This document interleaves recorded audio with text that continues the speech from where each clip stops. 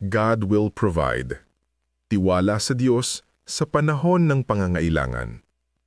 Sa ating buhay, hindi maiiwasan ang mga sitwasyong puno ng pangangailangan. Kapag kulang ang pera, kapos ang lakas o tila ba wala ng sagot sa ating mga dalangin. Ngunit sa gitna ng lahat ng ito, may isang pangako ang Diyos na dapat nating panghawakan. God will provide.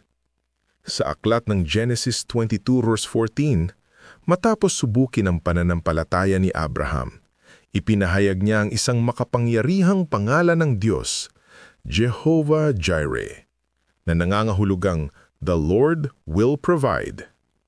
Ipinakita rito na ang Diyos ay hindi kailanman nagkukulang sa kanyang mga anak. Siya ang tapat na Ama na nakakaalam ng ating pangangailangan bago pa man natin ito sambitin sa panalangin. Minsan, mas madali tayong magtiwala sa sariling lakas, talino o kakayahan kaysa umasa sa Diyos. Ngulit paulit-ulit tayong pinaaalaanan sa Biblia. Mateo 6:31-33. Kaya't hiwag kayong mabalisa na sasabihing, ano kaya ang aming kakainin? Ano kaya ang aming iinumin? Ano kaya ang aming isusuot? Datapwat hanapin muna ninyo ang kaharian ng Diyos at ang kanyang katuwiran, at ang lahat ng mga bagay na ito ay pawang idaragdag sa inyo. Filipos 4:19. At pupunan ng aking Diyos ang lahat ng inyong kailangan ayon sa kanyang mga kayamanan sa kaluwalhatian kay Kristo Jesus. Ang Diyos ang pinagmumula ng lahat. Ang trabaho, negosyo, o mga tao sa ating paligid ay pawang daluyan lamang ng kanyang pagpapala. Kaya't hiwag tayong mangamba kung tila ba kulang, sapagkat kung ang mga ibon nga ay pinapakain ng Diyos at ang mga bulaklak ay binihisan ng ganda, gaano pa kaya tayong mga anak niya? Ngulit tandaan din natin, ang probisyon ng Diyos ay hindi laging dumarating ayon sa ating inaasahan.